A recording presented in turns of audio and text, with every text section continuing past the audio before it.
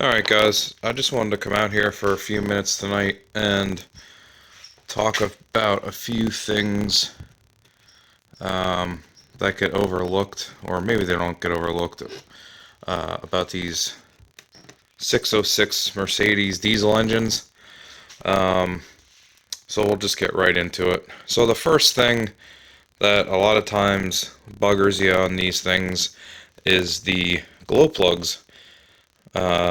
They tend to seize in the sleeve that they ride in, kind of, sort of, almost like the Ford spark plugs. We can pull one out here. Now I will say that I got mostly lucky with mine. 5 out of the 6 just basically threaded right out, and one of them got super sticky, but I was able to work it out without any casualty. But basically, obviously, I have 6 glow plugs here, and they thread right out of the cylinder head like this. This is what they look like. This is the element end, obviously. Doing this one hand, so it might look a little weird while I fumble around with things, but so this is the glow plug. Now, what I'm told I should do, and I will do, is they make a tool. It's called a glow plug reamer. So when you thread this glow plug in, it goes into like a little sleeve in the pre-chamber. Again, as far as I know, that I could lay this side by side. Glow plug here. This is the tool. Looks like there is a deburring tool, probably carbide or something in there. And now this will reach inside. You can kind of see there. This will reach inside the same length as that glow plug element goes, and basically knock down any carbon that may have built up inside there, causing them to stick. So you're basically just running this in, chasing the threads, and then reaming out that spot, which will cause things to stick if you don't address them while you have them out. So that's a little preemptive maintenance that I feel like gets overlooked. Instead of just getting them out and jamming them back in, probably should run that tool through there to try to get some of that chunkiness of the carbon buildup out, because these things heat up and cool multiple times, multiple million times in their lifespan, and cause that to be a undesirable process, or something that's feared by a lot of these enthusiasts in doing these. So that would be the first thing. Now let me throw this in here. And then something else that really isn't required, I should say, but it's one of those while you have it out situations. Hold on, let me put this down on the floor while I break it. Get this glow plug down. So doing these isn't very problematic in stock form, but I'm being told that once you put this engine behind a manual with a mechanical pump, things tend to get jerky sometimes. And with that, I made a video prior about pinning the crank pulley, which I've done, but also I've doing some research. Let me lift this out of here real quick. You'll want to pin the intake cam gear to the camshaft.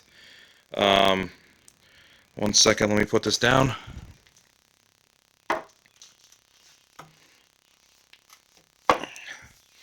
So what a lot of people will do is drill where the cam meets the gear here, I think on this line, and they'll drill it, they'll tap it, and they'll throw like a grub or a set screw in it. A lot of guys pull the cam off to do that, Trying to work a little smarter, not harder. What I think I'm going to do is clean this face up and throw a couple fusion welds down on here, or maybe even a tack or two with the TIG. That should be pretty. That should be a less invasive way of doing things. But again, a lot of times people will do that. They'll take the cam out, they'll drill it here, tap it red Loctite a grub screw in there or a set screw. What I'm going to do is clean this up again and just fusion weld it there, and then I think that should take care of that. Just looking at things here, nothing seems out of the ordinary. It all looks decent for having, I think it has like 250K on it. Pulled the valve cover off, that looks decent. I'm going to have that cleaned in the parts washer and possibly powder coated. So I've just been kind of looking some things over while I have it apart, regasking what I can regasket. I put a new front main seal on it the other day. I'm going to do the rear main once I have it on the hoist, and do the oil pan gasket at the same time. Possibly looking at putting the mechanical pump on later this week. So those are just a couple things I wanted to talk to you guys about. Open this thing up for you guys so you can kind of see what's going on inside one of these things if you haven't already seen it. But that's it. Glow plugs, take your time with them. I hate to say it, but a lot of times they don't come out very nicely, and then it opens itself up into a whole nother realm of issues and problems.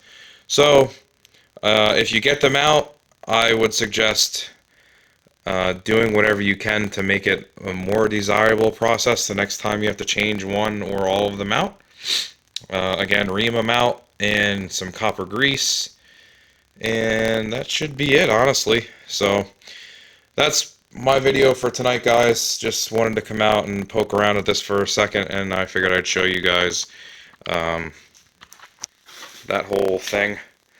Got the mounts on, got the turbo drain on there, got new exhaust manifold gasket studs. I'm missing a stud, so I'll have that on order. Bunch of fittings on the block for feed and return, drilled and tapped. The thermostat housing for what they call a rear cylinder cooling mod. Apparently these don't get cooled as efficiently as the rest of them, so make a little bypass plug or bypass hose set up and roll with it that way. I got my billet VS turbo on the ground there. And that's basically it at this point. Just trying to do a little bit of night. But anyways, that's what I got going on. An 8-minute rambletron, but kind of neat to see this thing opened up and how it's set up. Looks like bucket and shim lifters. Kind of neat too. So anyways, talk to you later, guys. Have a good night.